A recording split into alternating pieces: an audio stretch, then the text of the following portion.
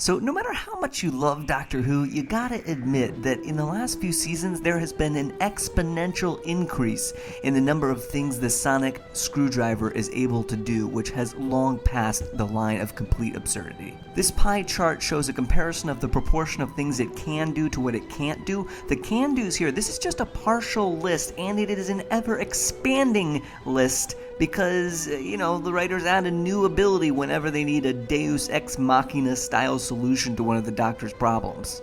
I got into Doctor Who because I watched all 6 episodes of Sherlock and I was like, I must have more Stephen Moffat writing. And so I started, and I know some of you are going to say this is heresy, but I started with the 11th Matt Smith Doctor because that's when Stephen Moffat became the head writer of the show. And then I think what drew me into the show was not only my enormous crush on Amy Pond, but also my slight man crush on Matt Smith. Although I gotta admit, my crush on Amy Pond did decrease significantly after the episode where she had to wait for the Doctor and Rory for like 36 years, which granted is annoying, but is only 1.8% as long as Rory waited for her as the Centurion. Like, not once in the entire episode does she acknowledge the fact that Rory once waited for her for 2,000 years. All she can do is be upset about, like, oh, I had to wait for you for 36 years and now my skin's all wrinkly, blah, blah, blah, blah. Poor Rory. I mean, not only is his wife semi-in love with a 900-year-old alien genius, the dude has been killed in one way or another 7 times in the show.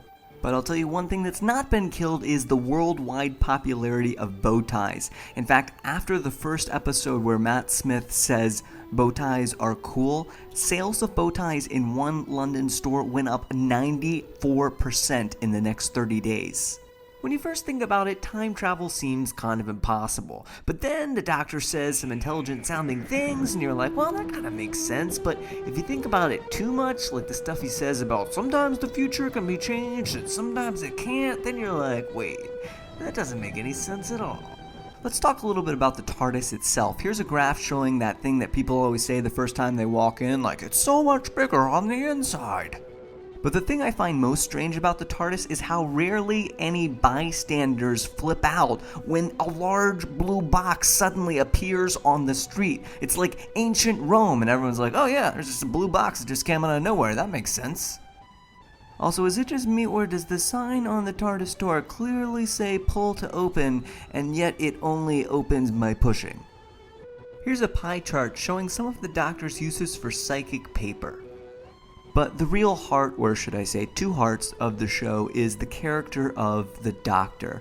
Because, yeah, he's an alien who is virtually invincible and immortal, but he has these amazingly human moments of guilt and self-awareness and self-doubt that allow us to relate to him as a character because they embody everything that we mean when we use that word human as an adjective. And so not only can we relate to him, we aspire to approach life with his sense of wonder and reckless abandon. And in that spirit, I like to find things I have in common with him. Like, for example, since he once made out with his mother-in-law, he and I both have a great story about kissing a relative. If I reach 200,000 subscribers by the end of 2013, I will make a full video confession about the time I accidentally dated my cousin, and I will give an autographed copy of my book to every soldier who has lost a limb in Iraq or Afghanistan. So please subscribe for a new video from me every Tuesday.